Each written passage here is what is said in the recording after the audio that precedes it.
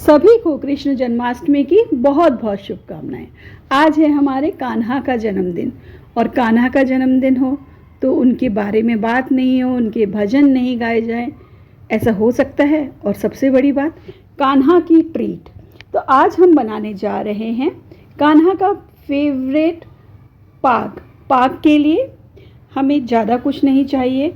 पाक के लिए हमें सिंपल इंग्रेडिएंट्स चाहिए, जो कि हैं, चलिए जानते हैं पाक बनाने की सही विधि क्या है और कैसे हम बना सकते हैं आसान तरीके से यमी टेस्टी कान्हा का फेवरेट वाला पाक। एक नज़र इंग्रेडिएंट्स पे डाल लेते हैं। यहाँ पर हमने ले लिया है 50 ग्राम गोंद हम बिल्कुल ड्राई होना चाहिए, पत्थर नहीं हो। साथ में हमें लेनी है 50 ग्राम चिरौंजी। 50 ग्राम ही हमने तरबूज के बीज ले लिए हैं। यहाँ पर तरबूज के बीज भी एकदम सूखे होने चाहिए। तरबूज के बीज के साथ साथ हमें चाहिए ड्राई फ्रूट्स। तो हमने यहाँ पे बादाम जो है वो काट लिए हैं। अब हमें चाहिए मखाने जो हैं हमने इनको आधे आधे टुकड़े में कर लिया, क्योंकि अंदर कई बार इनमें कीड़े होते हैं, तो ज़रूरी है कि इनको जब भी यूज़ करें काट के यूज़ करें। और सूखा नारियल जो हमने कद्दूकस कर लिया है। चलिए देखते हैं बनाएं कैसे। कढ़ाई में हम डाल लेंगे देसी घी। प्योर घी में ही ये बनता है, भगवान का भोग है। कान्हा को भी मक्खन मिश्री ही पसंद थी, तो क्यों नहीं हम शुद्ध घी में ही भगवान का भोग बनाएं। यहाँ घी गर्म हो गया था, अब बारी थी गोंद को सेकने की। इस तरीके से हम गोंद को सेक लेंगे।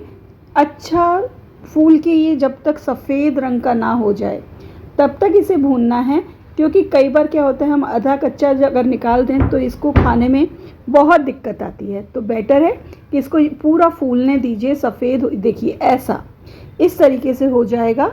ये चिपक गया है आपस में तो इसकी टेंशन नहीं है, जब आप एक बार कढ़ाई में से निकालेंगे तो इमाम दस्ते से कूट के ये अलग हो जाएगा। उसी घी में हमने बादाम डाल लिए।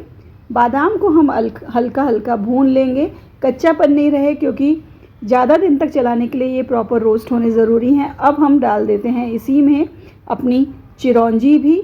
लीजिए चिरौंजी डाल दी। चिरौंजी को भी जिस तरीके से हमने बादाम को सेका है उसी तरीके से हम इसे सेक लेंगे अच्छे से। और अब हम इसी घी में डाल देंगे अपने तरबूज के बीज। तरबूज के बीज को डालने के बाद इनको अच्छे से क्रैकल हो जाने दीजिए। क्रैकल जैसे ही हो इनको भी निकाल लीजिए। कई बार होता है कि घी में से पूरी तरीके से निकलते नहीं हैं, तो इसके लिए परेशान होने की ज़रूरत नहीं है। जितने आराम से निकल जाए निकलने दीजिए। बाकी घी का मैं आपको बताती हूँ क्या करना है, बस आगे देखते रहिए, एंजॉय करते रहिए।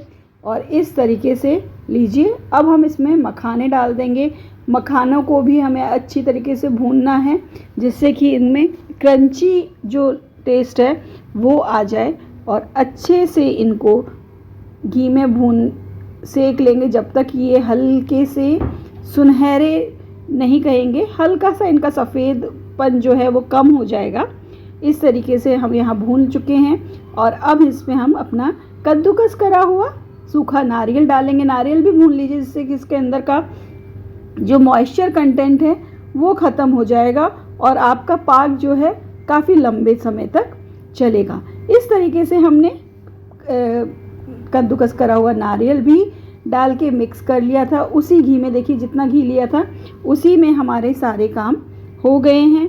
अब यहाँ नारियल भी भुन चुका था, तो सबसे बेस्ट आइडिया है कि सारे इंग्रेडिएंट्स को जितने हमने पहले तले हैं सबको एक बार फिर से इसी कढ़ाई में डाल के अच्छे से मिक्स कर लीजिए, जिससे कि जब आप पाक को चाशनी में जब आप ड्राई फ्रूट्स डालें तो कहीं पर कुछ ऐसा ना हो।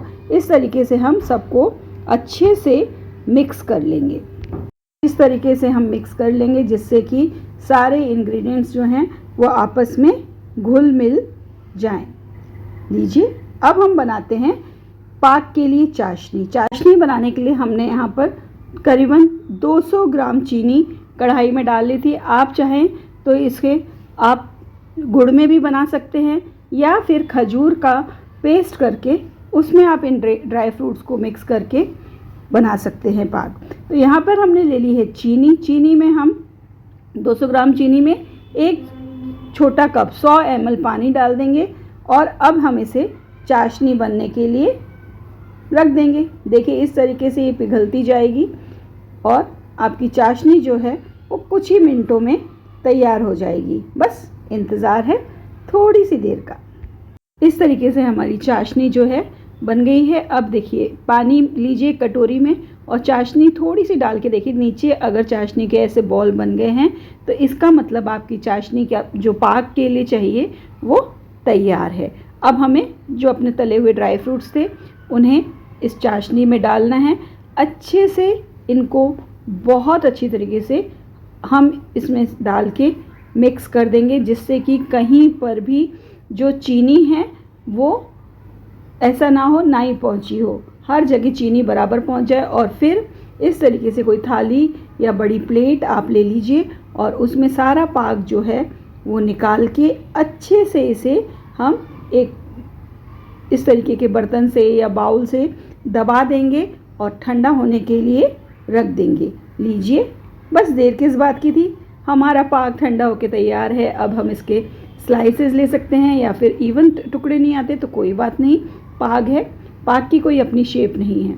तो इस तरीके से हमने इसे काट लिया और बस अब देर है तो भगवान को, कान्हा को भोग लगाने की। तो लीजिए भोग की तैयारी भी कर लेते हैं। और हमने बना लिया था अपने कान्हा के लिए ड्राई फ्रूट्स का पाक, यशोदा माँ के लिए, कृष्ण कन्हैया के लिए।